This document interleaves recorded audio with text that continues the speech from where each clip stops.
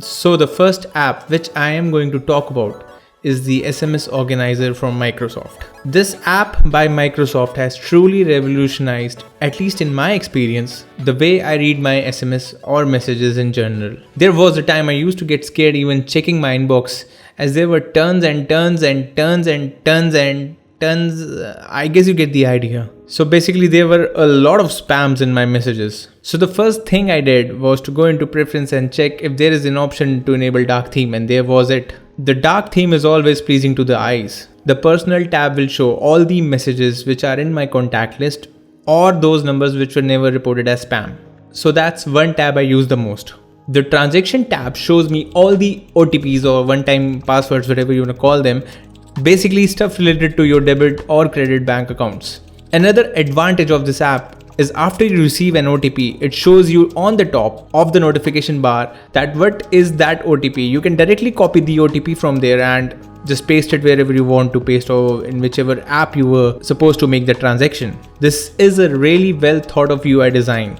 The promotion tab is for your spams. Many of those useless messages will simply go into this tab and not bother you ever, unless and until you click on it and then you go bah! On the top. If you click on reminders, it will show you all the SMS reminders you have manually put. But that's not all. It will remind you of any due payments that are coming up, which are so good to avoid those late fee payments. Booha! The finance tab is pretty self-explanatory. It will show all your bank info in here.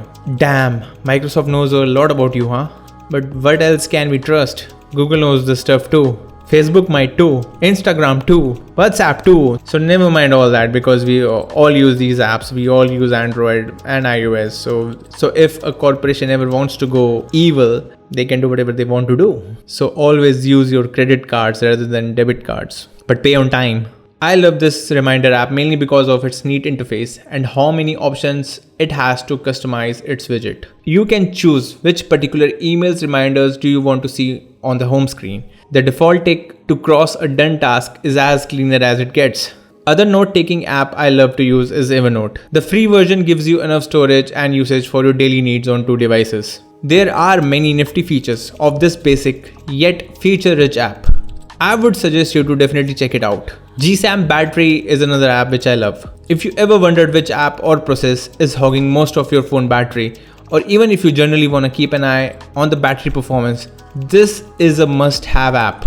Not only it will give you general statistics, but for little advanced users, if you follow this guide, it will tell you how to enable more stats of almost every single app and process your battery is being used at. Just follow this guide step by step to do so. Let me know if you need any help in setting this up. I'd be glad to help you. The next best app is this channel. Subscribe and support if you like the video so far. There are a lot of clipboard managers available on the Play Store. We copy and paste a lot of text, emails, contact numbers, and random funny notes which you think is funny but nobody else does. One of these apps which I have tried is Clipboard Action. If you need your messages to be read, or if there's a location in your copied text or a text which needs to be translated, then this is the app to go. The other one I tried is ClipStack. If you want to store some copied text or save backup on Google server, this is the app to go. You can check both of them and others on the App Store too. None of them are paying me anyway. The Note 9 has this feature by default, so right after this video I'm uninstalling both of these apps. Gboard is my favorite keyboard on the Android. I know a lot of people love SwiftKey, but I could never get used to it personally. Also, I would rather trust Google more than anyone else with all those key presses I do entering those passwords and OTPs. No? Am I wrong? I could be, but I don't want to believe so. The best part of the app is its simplicity. The themes have a variety of color options and they are literally as clean as they can get. You can unhide the number row, turn off autocorrect easily, adjust the keyboard height, and glide typing, which is also known as swipe typing, I believe. This is how I primarily type. Best thing is Gboard learns your most used words, and if I type a lot of English words, it will save them and have me access them quite promptly. If you hold on the smiley icon, you can see a lot of GIF, stickers and smiley options. I just love glide typing on this keyboard. It just feels, I don't know how to put it, more in sync with how I type on the phone. Also, the suggestions are correct 8 out of 10 times, which is a really good record. I mean, they should be. This is Google. Also, holding the space key and gliding guides your cursor. This in my opinion, is one of the best features of this keyboard. Now you would find it on many keyboards, but I have been using this on the Gboard since years now. And this is one app which I actually purchased. This was one of the first apps I purchased on the Play Store. Poweramp recently changed their skin for a more modern, simplistic design, which I don't fancy much, but this is on the subjective lines. What I truly love is how many options and features it gives to adjust your sound. I don't quite understand all of them, but I tweak them for the specific sound I mostly like. And I do that with ease by, well, just moving these sliders here and there and stuff like that. True audiophiles, however, would understand these options and features, and they will simply love all these settings and flexibility they can attain from this app. This app is a highly recommended purchase in my opinion. This expenditure manager app is from a company in Pune, India. I was quite skeptical at first sharing all my SMS details with this app, but so far everything has been good. And I've been using it for at least an year. And according to this guy, I think it is kinda safe.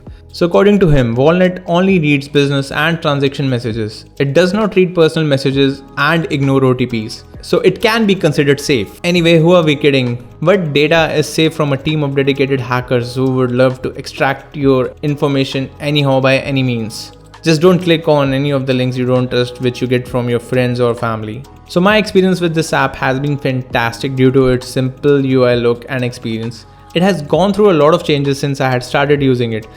The biggest advantage of this app is that all your past transaction, your debits, your credits, all can be saved on the cloud for later use. So if you plan to change your device, you can download all the past data from it. And that means whenever it is time to fill taxes, you can easily be reminded which purchase you made for those extra cans of beer. And that is if you mention them in the note. But I have not used this app to enter my cash transactions. And that is something which is only possible by manual feed. So there's that. No matter which phone I purchase, no matter which phone I upgrade to, these are some of the apps I always put on my phone, and these are the first to go apps I use. So if you like this video and my efforts, do forget to not subscribe. That means don't forget to subscribe. That means subscribe for more such content. I think that's all for today. Gboard out.